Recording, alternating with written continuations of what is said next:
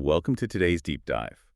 Usually when we talk about recovering from a medical procedure, there's this ingrained expectation for you of, well, passive waiting.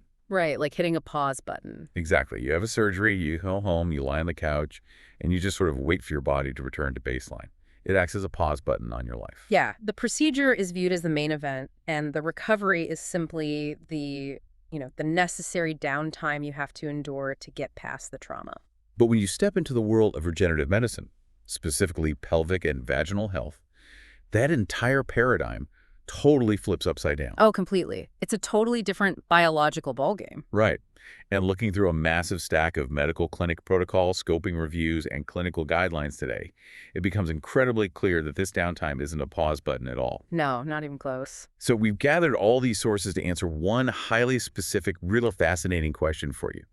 What is the recommended rest period and tissue recovery window when you combine a vaginal laser series with autologous PRP injections? And it is a question that cuts right to the core of how our biology actually functions. Because both of these treatments are increasingly discussed for conditions like vaginal atrophy, dryness, and mild incontinence, right? Right, which are things that often correlate with menopause or postpartum changes. But combining them, layering high-tech thermal lasers with the body's own concentrated blood products, creates this really unique, heavily regimented biological timeline. It's intense. It is. The recovery period is not the aftermath. The rest period is actually when the most critical part of the treatment is happening entirely at a cellular level. Okay, let's unpack this sequence first, just to get clear on how they are combined. Hmm. Reading through the clinical protocols, the procedure essentially operates on the same logic as, well, lawn care. Lawn care. Okay, I'm listening. Yeah, hear me out.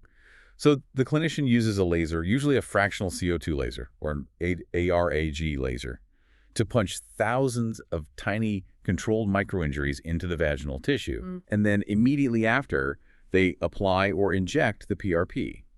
So the laser is the aerator punching the holes, and the PRP is the fertilizer you drop in right after. Does that analogy actually hold up biologically? It really does. What's fascinating here is that the physical mechanism of action maps perfectly to that.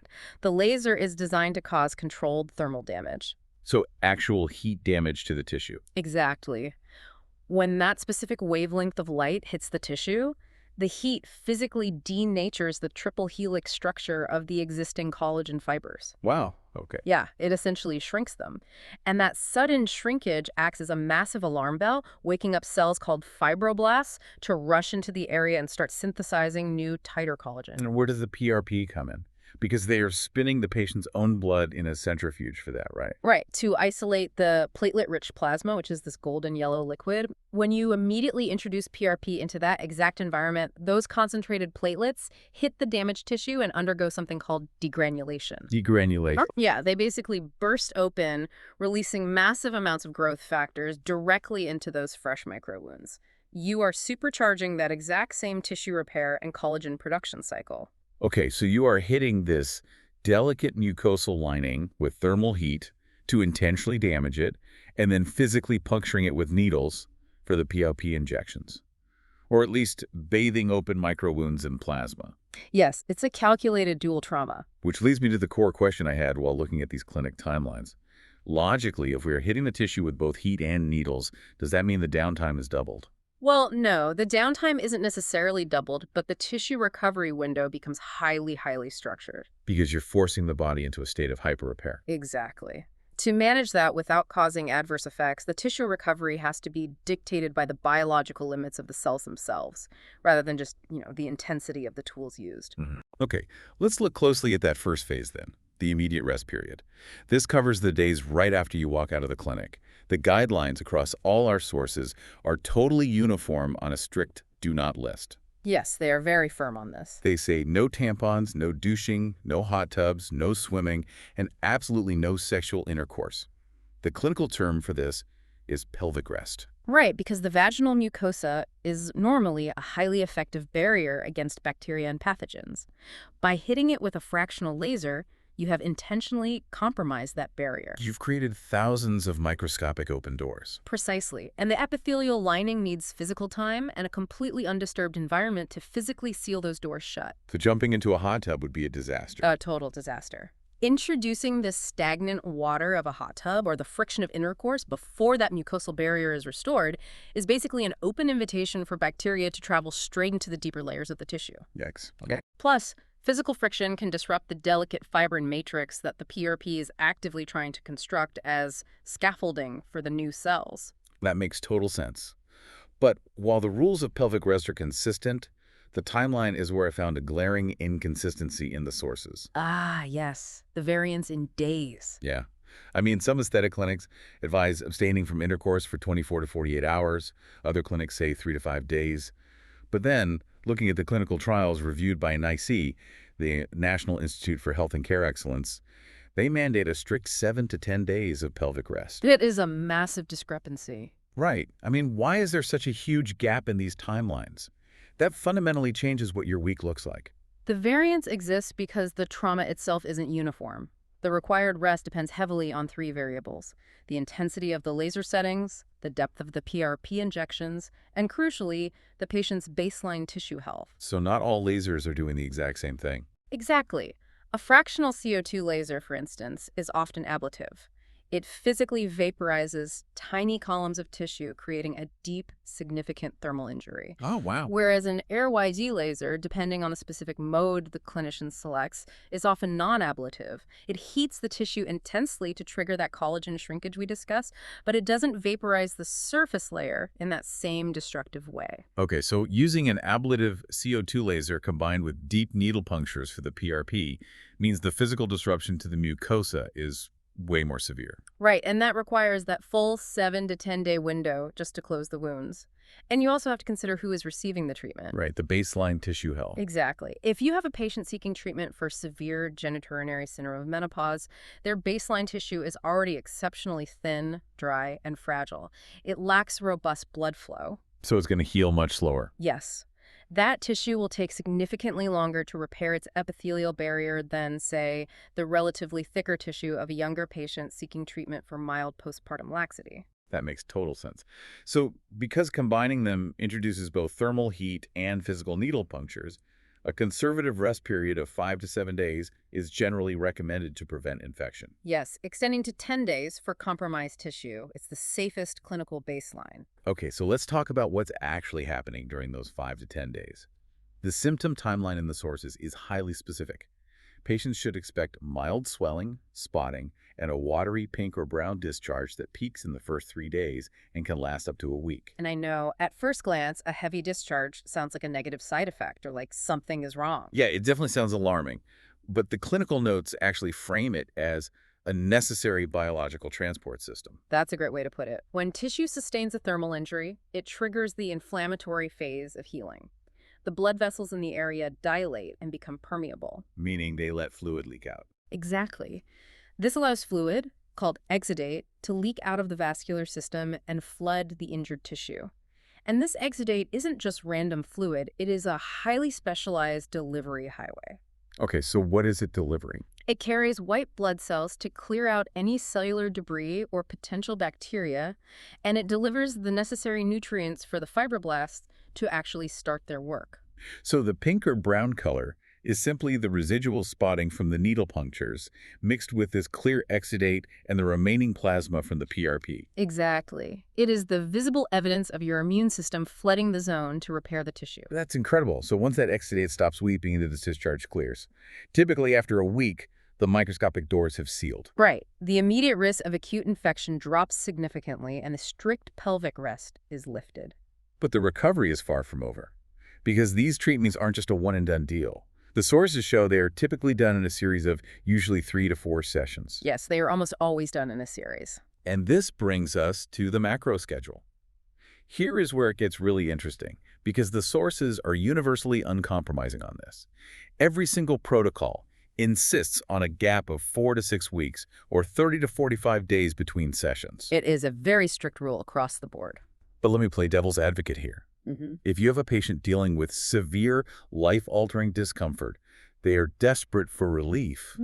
Why can't they just compress the timeline? Do it every 2 weeks to get it over with faster? I get the urge, but the clinical danger of compressing that timeline is severe.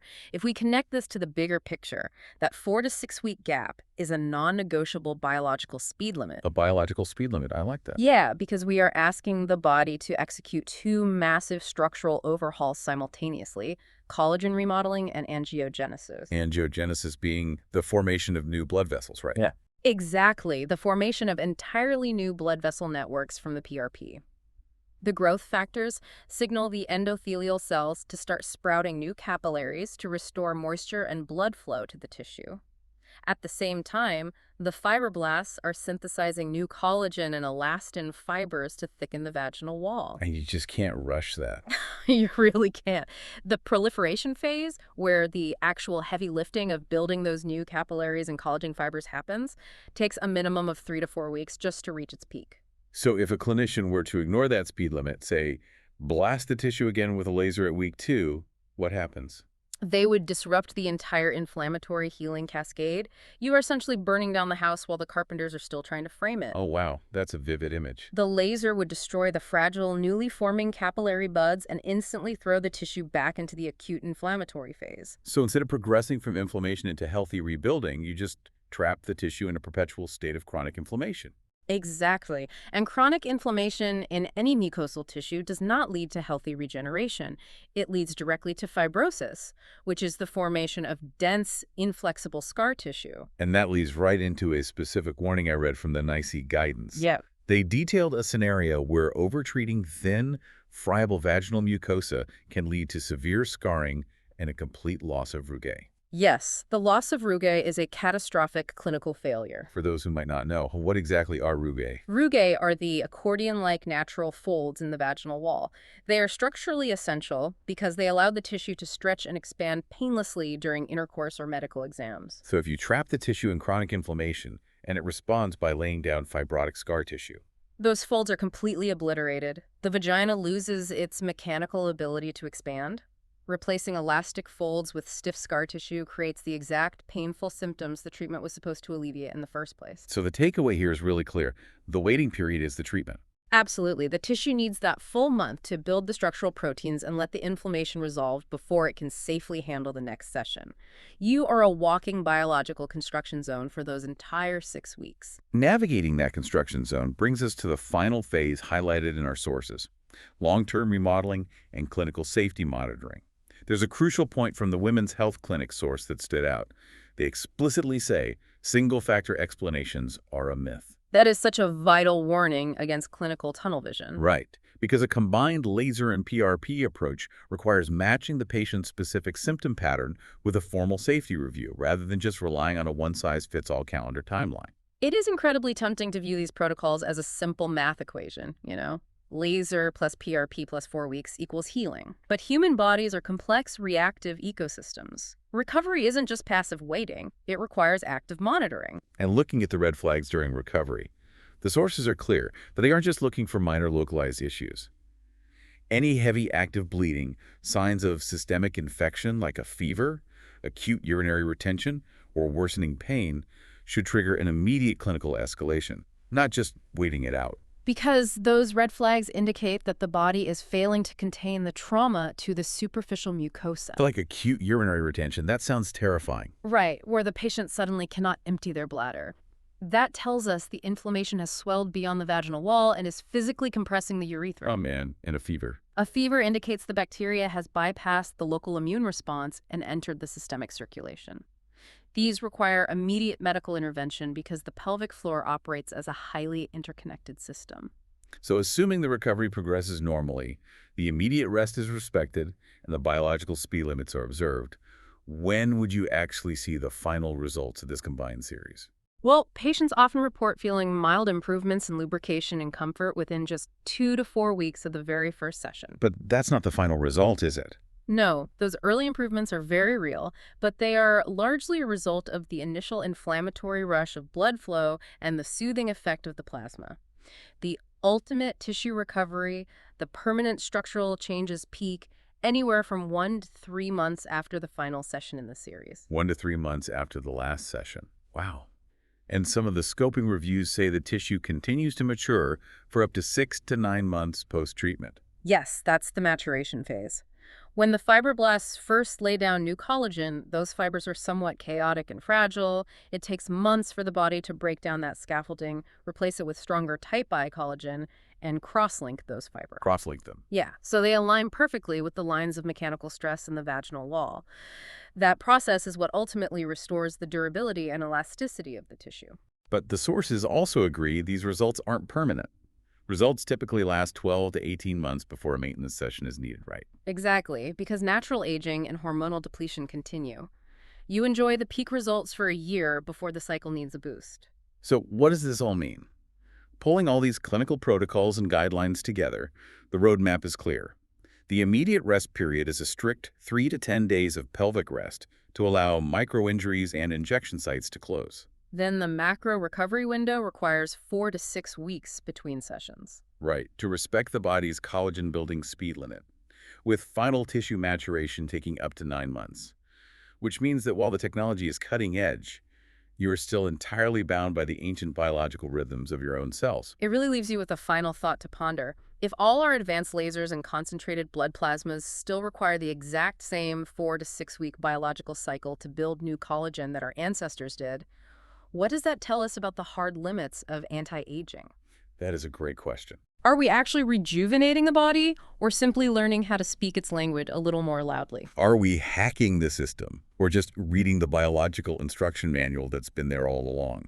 We will leave you to explore that one on your own. Thank you for joining this deep dive and keep questioning.